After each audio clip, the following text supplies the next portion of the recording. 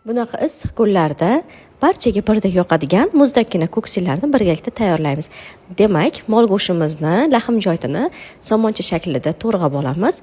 Idishimizga solib, ustidan 2 osh qoshiq soya solib, yaxshilab aralashtirib qo'yamiz. Go'shtimizni marinovka bo'lish uchun bir chetga olib qo'yamiz. Endi navbat karamlarimiz.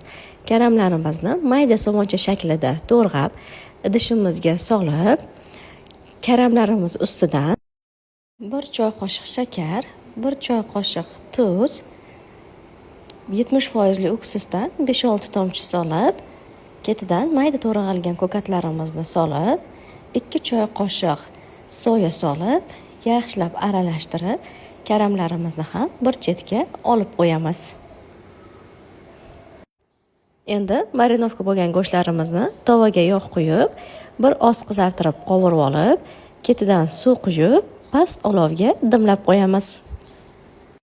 Go'shtlarimiz pishguncha bodringlarimizni somoncha shaklida to'g'rab olamiz. Pomidorlarimizni ham xuddi shu shaklda to'g'rab, ularni ham bir chetga olib qo'yamiz. Endi qaynab turgan suvimizga makaronlarimizni solib, yaxshilab yetilguncha pishirib olamiz. Go'shtimiz pishishiga 5 daqiqa qolgan.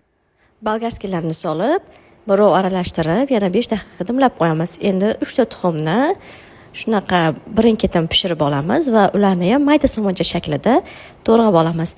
Endi eng asosiysi suviga keldik.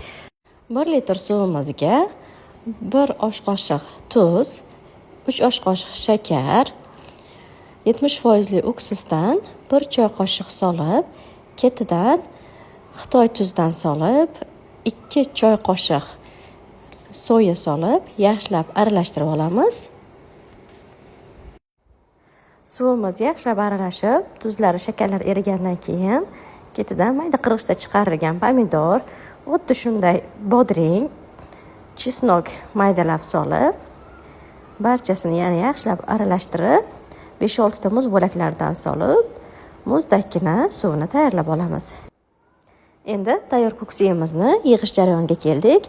Barcha tayyorlab olgan mahsulotlarimizni videoda ko'rsatilgandek qilib yig'ib chiqamiz. Ketidan muzdakkina suvini quyib, dasturxonga tortamiz. Siz ham albatta tayyorlab ko'ring. Videoni saqlab oling hamda ko'ksini ko'chada qimmat narxga sotib olib, ichayotgan yaqiningizga yuborib qo'ying. Video yoqqan bo'lsa, like tugmachasini bosib qo'ying.